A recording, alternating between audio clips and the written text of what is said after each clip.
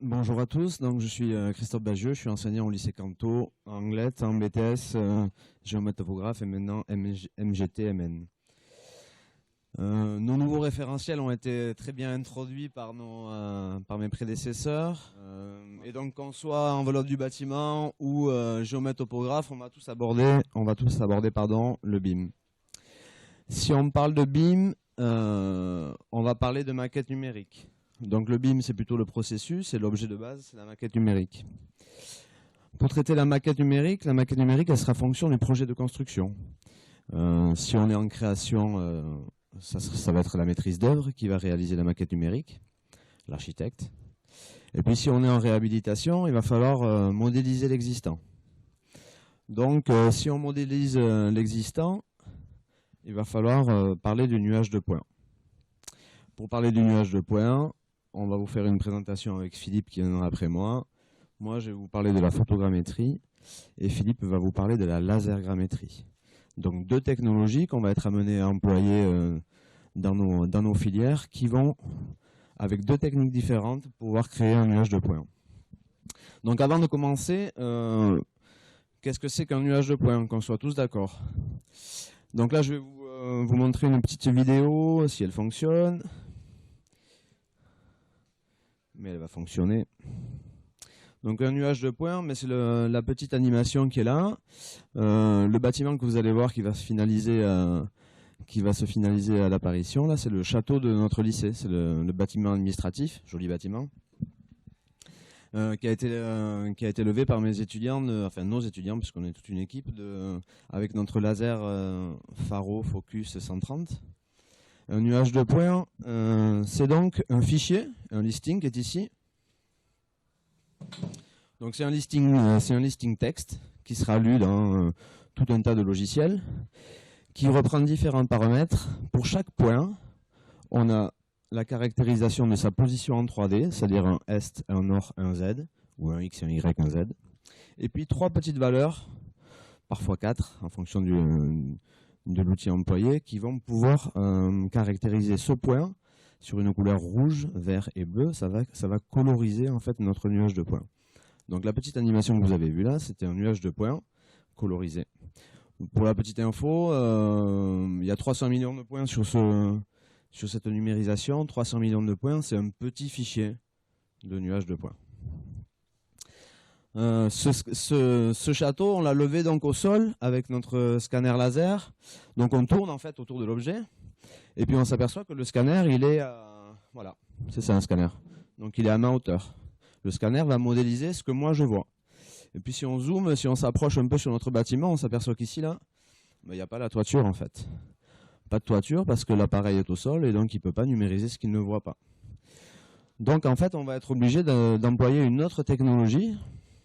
Alors que certains vont découvrir, mais c'est une vieille technologie qui s'appelle la photogrammétrie aérienne, qui existe depuis des années, qui est tombée un peu en désuétude, mais qui par le biais d'un nouveau vecteur qui est le drone, et puis par l'apparition de nouveaux algorithmes de calcul qui sont sortis dans les années 2000, est revenu en plein soleil. Donc nuage de points, ce que je vous disais en introduction. Donc maintenant, je vais vous parler de la photogrammétrie. Donc compte tenu de l'assistance, il y a donc des spécialistes qui savent déjà ce que c'est, puis il y en a d'autres déjà qui vont peut-être découvrir. Donc je vais essayer de passer rapidement, de vous faire comprendre comment ça marche. Une fois que vous aurez compris comment ça marche, vous saurez mais quel outil on peut utiliser. Donc en fait, le principe de la photogrammétrie, c'est le cinéma en 3D. C'est-à-dire que tout objet que l'on doit modéliser, il faut qu'il soit pris de deux photos, de deux positions différentes. C'est ce qu'on appelle la stéréoscopie. Donc l'objet devra faire l'objet d'un recouvrement. Notre drone qui va survoler l'objet, il va falloir le paramétrer pour que tous les points de l'objet soient pris au moins par deux photos prises de deux endroits différents. On s'apercevra que ce ne sera pas deux photos, mais ce sera 15, 20, 30 photos. Mais le principe est celui-là. Et quand on assemble les deux photos, eh bien, on peut reconstituer de la 3D. Donc voilà le principe du recouvrement rapide. Donc ça c'est des petites animations qu'on a tous vues.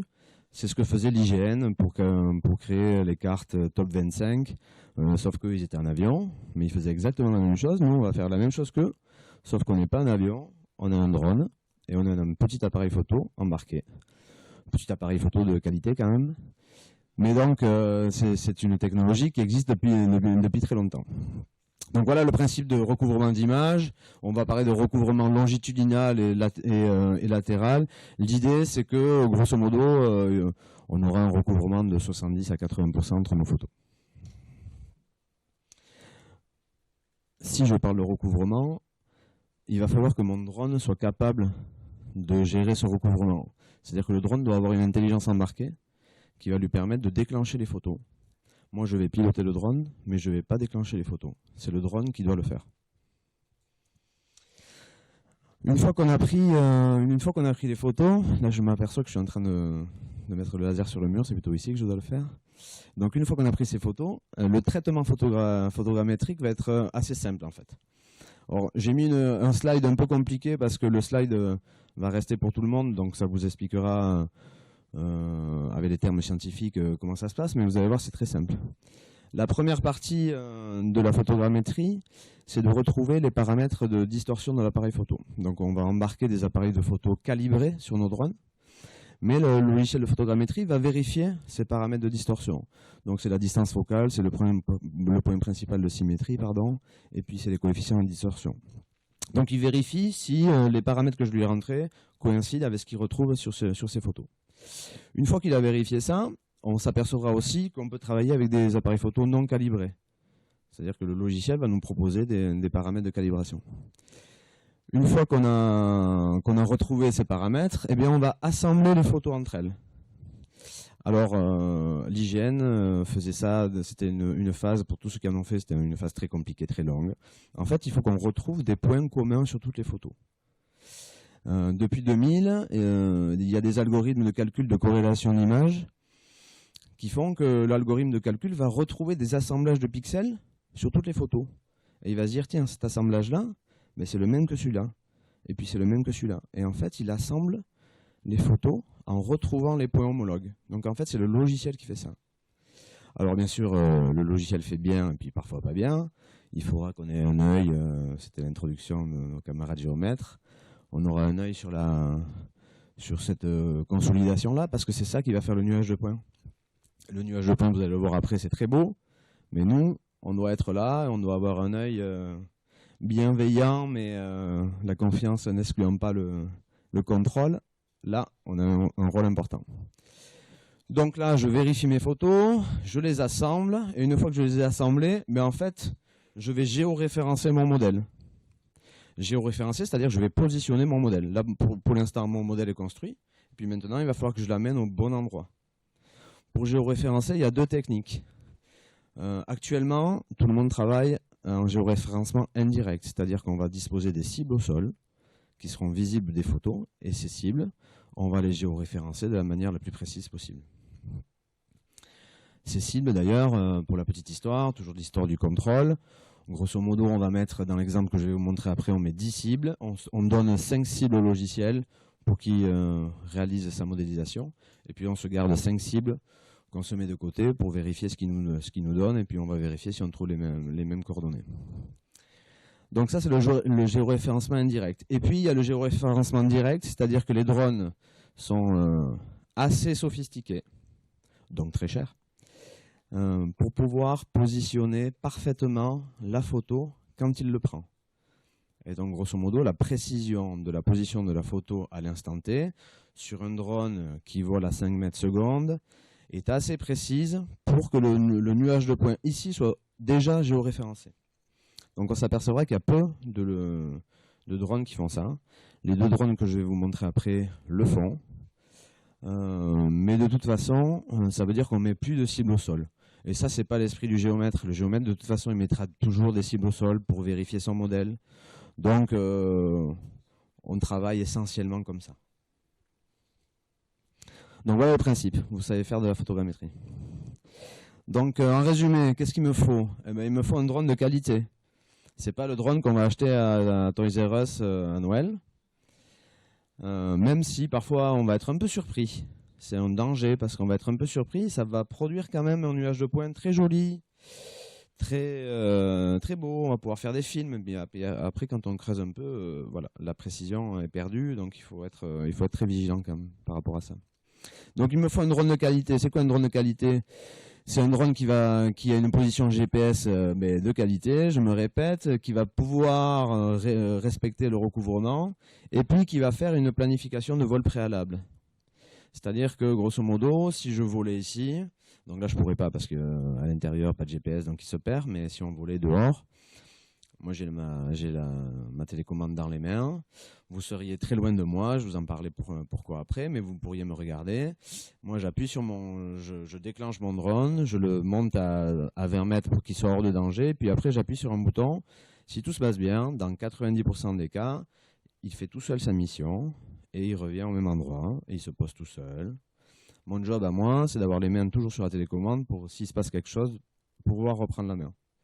Mais les drones professionnels qu'on utilise donc avec nos étudiants, bon, jusqu'alors, je touche du bois, on n'a pas eu à reprendre la main. Donc un drone de qualité, un capteur photographique calibré. Donc nous on travaille avec un Alpha 6000. Le Sony Alpha 6000, c'est un appareil correct du marché, c'est 24 millions de pixels. Bon, voilà, c'est pas extraordinaire, mais c'est quand même un appareil photo qui commence à être sympa. Le voilà, le drone qu'on utilise. Alors je vous ai mis cette photo avec mes deux étudiants pour montrer que au sol, il faudra toujours prendre des cibles géoréférencées pour pouvoir consolider notre modèle. Donc on fera ça avec du GPS ou méthode classique de topo. Mais c'est surtout pour vous montrer la taille de l'engin, quoi. Donc lui, il fait 1m85, vous voyez l'objet. Donc c'est un objet qu'on ne pourrait pas mettre ni sur cette table, c'est un hexacoptère, ça fait 8 kg. Bon voilà, c'est pas... Avec ce genre d'outils-là, on peut faire de la topographie de précision. Il y en a d'autres, hein, je suis pas... Donc voilà. Voilà celui qu'on utilise. Voilà son concurrent direct. Nous on travaille avec un Foxys d'une entreprise Eliceo de Nantes, donc c'est une start-up française et ça c'est les célèbres drones iBotics revendus par Leica. C'est exactement le même principe, l'appareil photo n'est pas au même endroit, mais ça fonctionne exactement de la même façon. Ceux-là sont connus et puis reconnus parce qu'ils ont ce carénage autour des hélices qui, bon voilà, c'est un look différent, mais c'est exactement le même principe. Bon, ça y est, on sait faire de la photogrammétrie. Maintenant, je vais vous montrer ce qu'on fait avec les élèves. Donc ça, c'est un projet, pas à pas, très rapidement, parce que le planning est un peu contraint, mais je vous montre comment ça marche. Donc en fait, là, on a réalisé un levé en milieu semi-urbain. On est allé survoler la maison d'un collègue, un peu dans la campagne, comme ça on était tranquille s'il nous arrivait un problème. Donc la première des choses, c'est qu'on va planifier notre mission.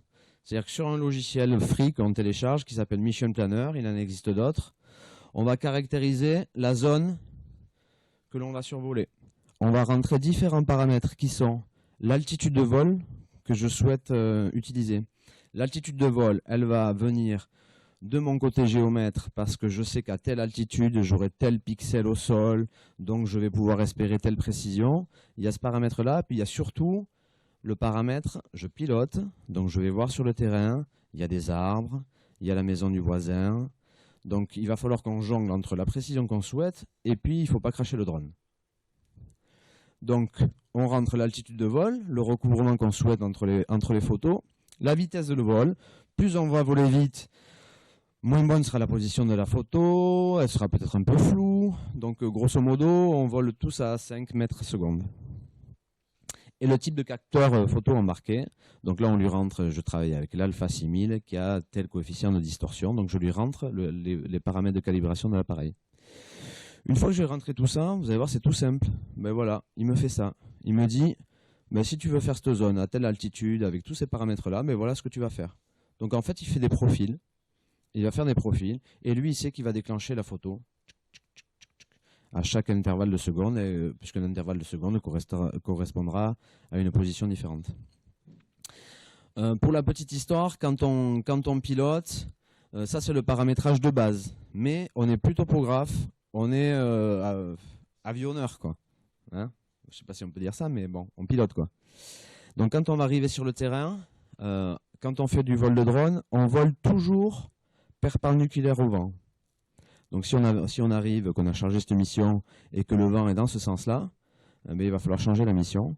Le but est que l'appareil force de la même manière dans un sens ou dans l'autre, de telle manière que la batterie va se décharger à la même vitesse. Parce qu'il faut gérer aussi le potentiel de la batterie, le temps de vol. Donc il y a tout un tas de paramètres. Pour la petite histoire, moi la première fois que j'ai fait voler un drone parce qu'on voulait savoir lequel on allait acheter, j'ai commencé à parler au télépilote. Donc le télépilote est là, il faisait voler son drone, et puis moi j'étais derrière et je lui posais plein de questions, et puis il me répondait pas, je comprenais pas. Je me disais, bon, il n'est pas très sympa. Et en fait, quand on pilote, on comprend qu'il faut être tout seul, dans son coin, c'est dangereux, il y a tout un tas de paramètres à prendre en compte, la batterie, le vent, le temps de vol. Donc voilà, c'est quand même c'est très joli comme ça, c'est assez c'est sexy, excusez-moi du terme, mais bon, il faut pas trop rigoler quand même. Donc on vole perpendiculaire au vent, donc je peux changer mon paramétrage de la mission, je le rentre dans le drone et puis c'est parti. Donc sur la mission que je vous montre, qu'est-ce qu'on a réalisé? On a réalisé un vol, on a dire à 30 mètres, c'est-à-dire avec l'appareil photo perpendiculaire à l'objet que l'on veut modéliser. On a réalisé un vol circulaire autour de la maison avec notre caméra un peu oblique pour pouvoir modéliser aussi les façades. Parce que si je survole l'ordinateur de Philippe qui est là, mais je vais très bien voir ce que j'ai en vue de dessus, mais les côtés je ne vais pas les voir. Donc il va falloir que je vole tout autour de l'ordinateur pour pouvoir voir les faces de l'ordinateur. Et puis on a fait un complément terrestre pour essayer de bien caractériser les façades. Parce que avant toi, donc on ne voit pas tout, donc si on veut avoir un maximum d'informations, mais on peut compléter ça. Donc on complète avec le même appareil que moi j'utilise, et puis je tourne autour de ma maison et je prends tout un tas de photos en essayant de respecter toujours pareil le recouvrement. Donc là, comme je ne sais pas trop où je me positionne, l'idée c'est de mitrailler la façade, quoi. Donc pour revenir, si je ne me trompe pas dans le sens, ça nous a pris 30 minutes. Et on a positionné 10 cibles au sol.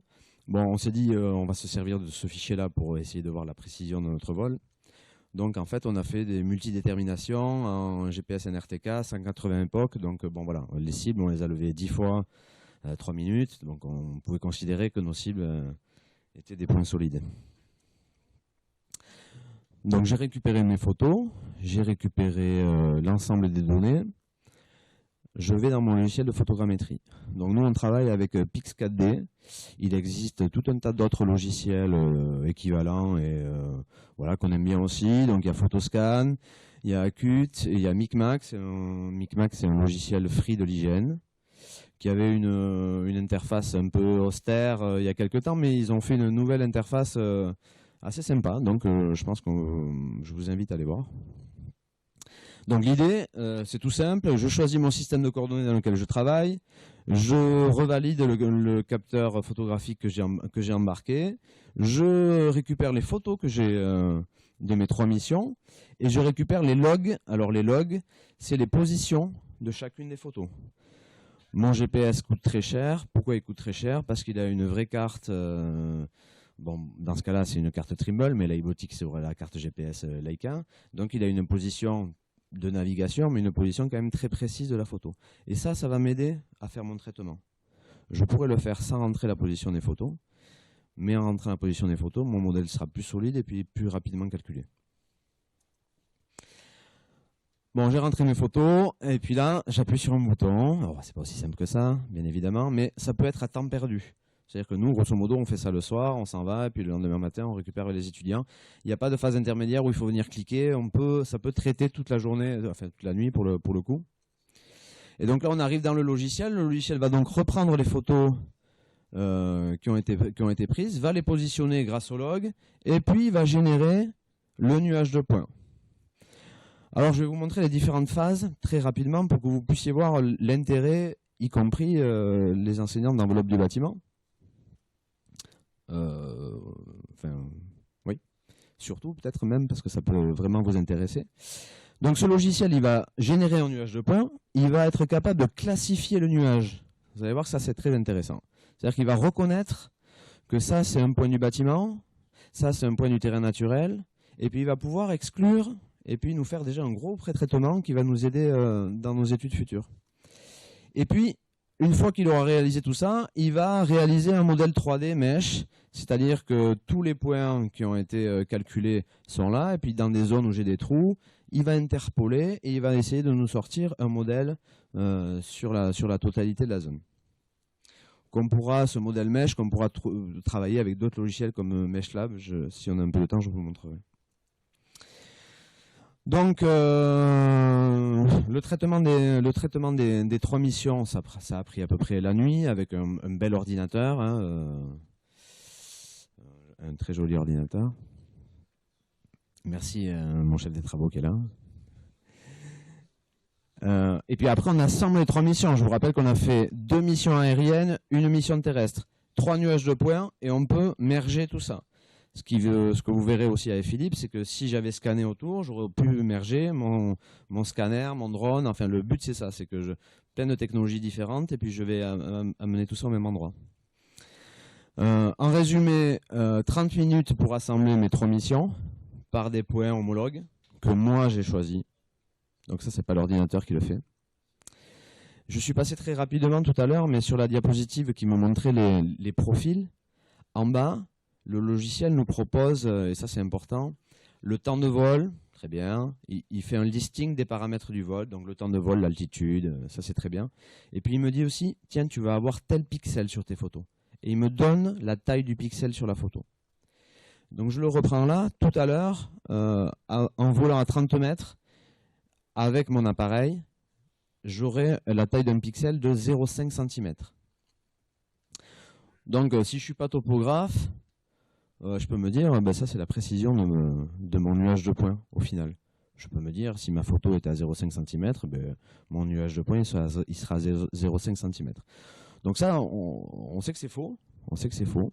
Il n'y a pas de théorie scientifique très calée, mais il y a une méthode empirique qui se révèle très vraie, puisqu'on est à peu près là-dedans à tous les coups. C'est qu'en planimétrie, on est toujours à peu près à 2 fois le pixel. En altimétrie, on est à 3 fois le pixel. C'est ce qui s'est révélé dans ce cas-là. Donc, sur les 5 points que je ne lui ai pas donnés pour vérifier mon nuage de points, que j'ai levé en GPS, je vais voir les coordonnées qu'il me donne, je les compare avec les miens, et on avait un écart moyen d'1 centimètre en planimétrie. Et on a un écart moyen en Z de 2 cm sur l'altitude. Alors ça, c'est des résultats qui nous ont agréablement surpris. Après, je vous rappelle, dans cette mission, la zone n'est pas très grande et l'altitude de vol n'était pas très importante. Je vais vous montrer d'autres missions qu'on a réalisées où on vole à 100 mètres au-dessus de... pareil, ça ne sera pas la même chose. Mais il faut savoir que si on a un bon recouvrement, si on a un bon drone, si on a un bon appareil calibré, si on a un bon logiciel, on peut espérer avoir des précisions de ce type. Ça ne sera pas tout le temps le cas, hein, mais c'est possible. Donc bon, c'est très bien, mais qu'est-ce que ça fait quoi? Donc tout à l'heure, je vous ai montré le nuage de points du château. Mais voilà le nuage de points qui est généré.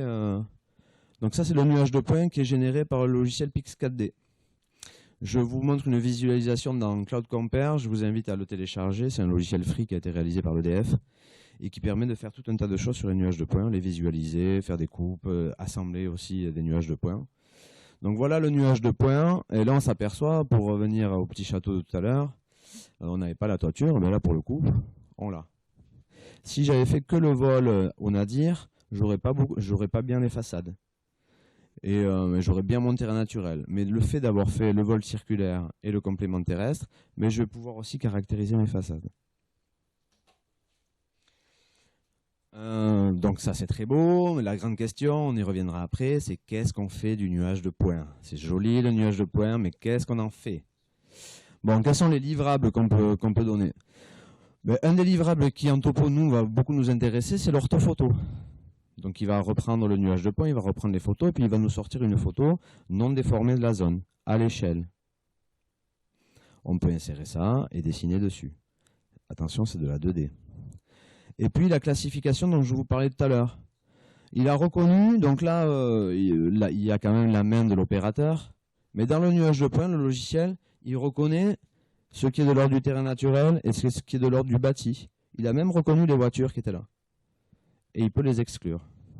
Et donc, on a tout notre terrain naturel. Nickel pour nous. On le charge dans Covadis. On fait notre MNT. Ça se fait extrêmement rapidement. Si on a un ordinateur qui tient la route. Et pareil dans l'autre sens. Il peut générer le nuage de points uniquement du bâtiment, pour le coup des voitures aussi, et exclure le terrain naturel. Donc tout ça, clé en main, ça s'est fait très rapidement.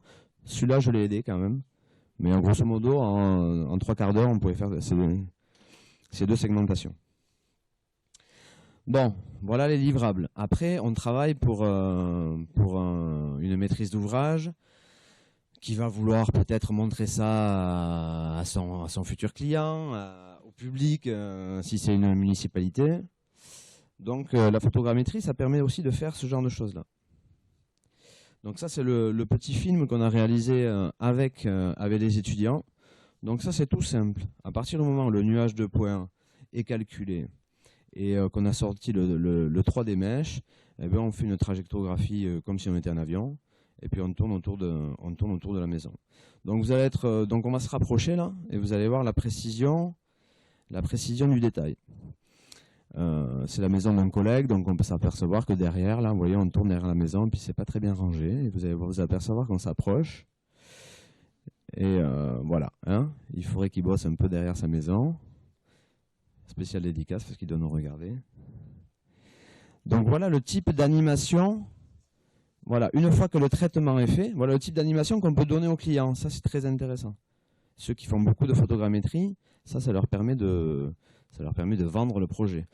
Donc, à nous de former nos étudiants pour qu'ils sachent faire ça. Ça, c'est vraiment très simple à faire.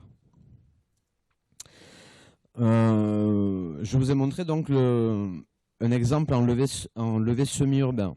Le drone qu'on utilise, il a à peu près 15 minutes d'autonomie. En 15 minutes, certains appareils peuvent faire 10 hectares. Voilà. 15 minutes, il faut qu'ils rentrent à la maison. Hein, ça commence à devenir rock'n'roll. Quitte à faire plusieurs vols, on peut assembler plusieurs vols. Mais donc, on peut faire autre chose que la petite maison avec son petit terrain. Le drone explose en ce moment, surtout pour les levées de carrière. Donc, tous les carriéristes en ce moment, ils ont dit au géomètre, écoute, si tu n'achètes pas un drone, tu perdras le marché. Donc ça, c'est le premier test en fait qu'on a fait avec notre... donc on a fait un levé sur une carrière qui est juste à côté du lycée. Donc là, pour le coup, une carrière avec 100 mètres de front de taille, et nous, on vole à 80 mètres au-dessus. Donc là, on était à 180 mètres. Donc là, ça commence... D'ailleurs, à cette époque-là, on se lançait là-dedans, et il ne faudrait pas que je le dise, je suis filmé, à 180 mètres, on n'a pas le droit. Mais bon, on ne le savait pas, et puis on n'avait pas encore le permis, c'est pas nous qui avons volé. Donc, attendez, excusez-moi. Donc ça, c'est le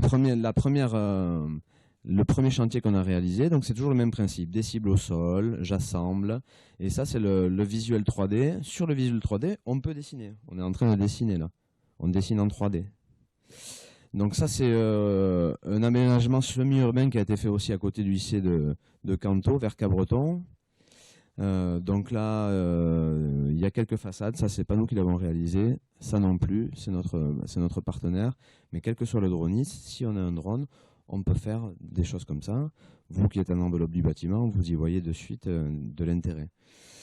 Ça, ce château-là, il a été fait, donc regardez la qualité du rendu. Donc de tout ça, on peut exclure des tranches, des orthophotos, des animations. Donc ça, c'est quand même un gros objet. Ça a été fait en une dizaine de vols avec un complément terrestre. Voilà, c'est pas facile, mais on peut arriver à ça. Bien. C'est la célèbre diapositive. Vous allez tous me regarder en me disant, bon, ok, c'est joli tes films, mais qu'est-ce qu'on en fait ? Donc en fait, en fonction des clients, des géomètres, il faut qu'on soit capable du nuage de points de réaliser de la 2D. Bon, parce qu'on nous demande encore de la 2D. Donc on va faire de la 2D, on va faire ce qu'on nous demande. Ça, c'est très simple. On a un nuage de points, et puis je peux exclure des tranches, J'exporte ma tranche et je fais des vues en plan, je fais des façades avec mon orthophoto, je fais des profils, je fais des coupes.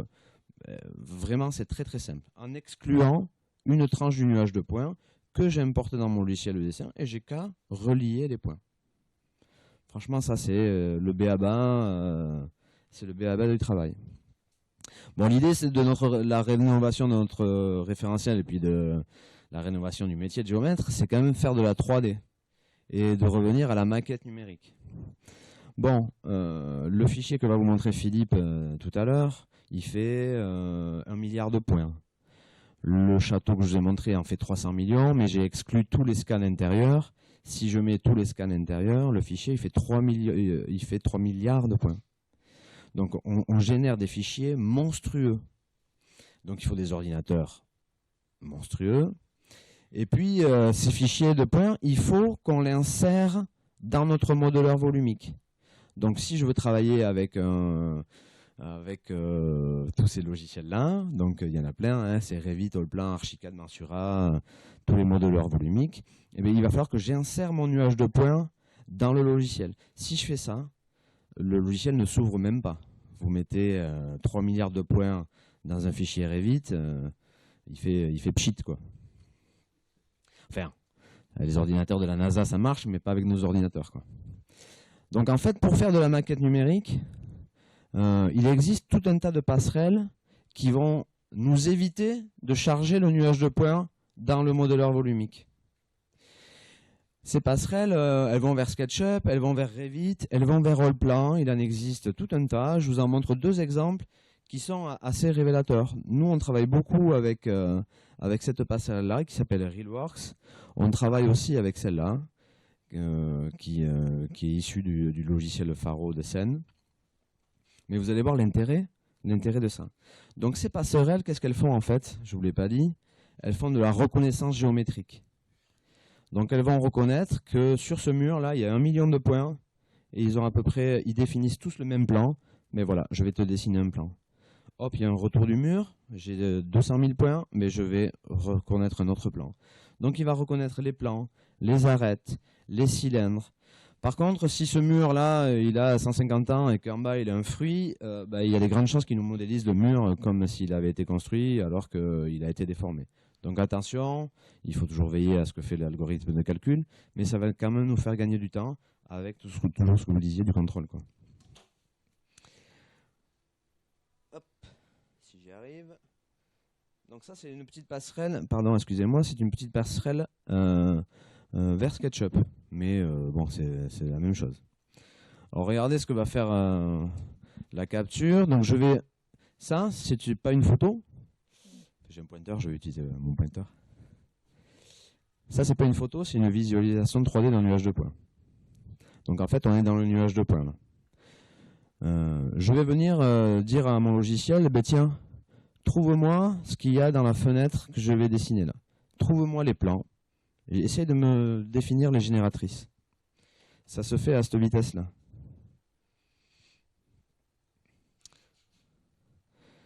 Donc là, je dessine ma zone de sélection. Tac, je vais venir valider. Et hop, il bascule dans SketchUp. Alors là, regardez, hop, il a reconnu les arêtes. Je ne sais pas si vous le voyez au fond. Mais clac, on bascule dans SketchUp et il a reconnu tous les plans, toutes les arêtes. Il a même reconnu le petit meuble qui est en bas à gauche avec les casiers. Donc s'il y a assez de points, il génère. Parfois, il va mal générer. Mais du coup, je suis dans SketchUp, j'ai plus mon nuage de points là. J'ai pas mon nuage de points. Il m'a généré des lignes 3D. J'ai plus qu'à relier. Contrôler, vérifier. Mais du coup, j'ai pas mis mes... parce que là, sur le mur, là, il y a peut-être 10 millions de points, quoi. Ça, c'est une passerelle très intéressante. Vraiment, ça, c'est très intéressant. Ensuite, il y en a une autre aussi très intéressante. Alors, ça, c'est pas nous qui l'avons fait. Oui, ça, c'est un film commercial. Donc, attention aux films commerciaux, mais c'est un logiciel dont on dispose, qu'on utilise. Ça se passe grosso modo comme ça. Peut-être pas aussi rapidement, mais vous allez voir l'intérêt. Donc dans ces passerelles dont je vous parle, là, il n'y a pas de reconnaissance autonome. C'est-à-dire que pour l'instant, on ne peut pas mettre un nuage de points, cliquer sur un bouton, partir le soir, revenir et tout est modélisé. Pour l'instant, ça n'existe pas. Tous les gens qui font des softs là-dedans travaillent tous là-dedans. Je pense que dans le futur, on le connaîtra. Toujours avec du contrôle, bien évidemment. Donc ça, je dessine dans Revit. À gauche, bon, il y a une petite musique, vous ne l'écoutez pas. Donc à gauche, je clique dans mon nuage de points et à droite, ben, je modélise dans Revit. Donc ça se passe comme ça. Donc notre écran est divisé en deux. Là, vous allez voir qu'il va cliquer sur le poteau là, et ben, il va reconnaître tous les points du poteau et il va dessiner le poteau. Il va jusqu'à ce qu'il n'y ait plus de points sur ce plan-là et il modélise le poteau. Alors nous, au préalable, il faudra qu'on dise que ça, attention, c'est un poteau bois, donc on lui rentre le paramétrage. Mais ceux qui font déjà du BIM se servent, voilà, mon voisin qui fait du BIM sur Paris, ben, ils font déjà ce genre de choses. Donc là, de la même manière, je ne mets pas mon nuage de points dans le logiciel. Alors pour boucler la boucle, tout à l'heure je vous ai montré le château de Canto. Donc ça c'est le nuage de points et ça c'est la maquette numérique qu'on a réalisée, qui est en cours de réalisation dans Revit. Alors pour la petite histoire, dans le nuage de points que je vous ai montré au début, il n'y avait pas la toiture. Là on s'aperçoit qu'il y a la toiture, mais c'était un de nos premiers vols de drone et la toiture elle n'est pas complète. Elle n'est pas complète, donc ça montre que parfois ça marche. Et puis ce jour-là, il y avait beaucoup de vent. Donc en fait, quand on a traité, ça n'a pas fonctionné. Mais on a assez de points pour pouvoir caractériser notre toiture. Donc dans ce nuage de points là, qui pour lui fait peut-être 2,5 milliards de points, on a du scan au sol et la toiture en photogrammétrie. Bon, ça peut paraître attrayant, c'est attrayant, mais c'est pas si facile. C'est pas si facile. Alors, on vole avec des appareils de 8 kg. Avec des appareils de 8 kg, j'en ai déjà vu tomber.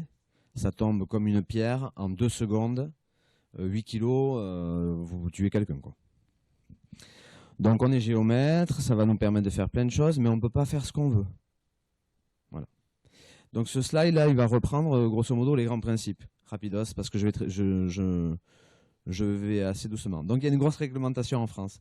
Cette grosse réglementation, elle nous impose quelques principes d'utilisation. J'ai pas le droit de voler la nuit, j'ai pas le droit de survoler les gens. Attention, si je prends des photos, il y a un droit à l'image, etc. Cette réglementation, elle m'amène à ceci. Ça, c'est important. La réglementation, elle impose 4 scénarios de vol. En fonction du drone que j'ai et en fonction de la zone que je veux survoler, j'aurai 4 scénarios de vol. En fonction du scénario de vol, il y a des demandes que je vais devoir faire ou pas. Nous, on travaille essentiellement en scénario 1 et 3. Les scénarios 1 et 3, c'est quand on garde le drone à vue. Donc, le télépilote doit toujours voir son drone. En scénario 1, c'est une zone non peuplée. On est à la campagne. En scénario 3, on est en zone peuplée. Si demain, je veux lever le lycée d'Orient, je serai donc en scénario 3. Ce scénario m'impose une altitude, une distance du drone au télépilote et me dit, attention, tu es en zone peuplée. Donc là, il faut que je fasse une demande et je vais dire, voilà, je suis un tel, je vole avec tel drone, est-ce que j'ai le droit? Donc, on ne fait pas ce qu'on veut, quoi. On ne fait pas ce qu'on veut et surtout, on passe un permis. Voilà, actuellement, c'est le permis ULM qu'il faut passer. Normalement, depuis janvier, c'est un permis drone, mais encore, il n'est pas encore sorti. Si vous voulez vous lancer dans cette aventure, passez-le vite, parce que la nouvelle mouture va être très compliquée. Grosso modo, on a 40 questions, c'est un code, il faut avoir 30 bonnes réponses. Nous, on l'a passé depuis 2 promos, on le fait passer à nos étudiants, et on a 80% de réussite. Il faut un bon mois de bachotage pour que ça marche.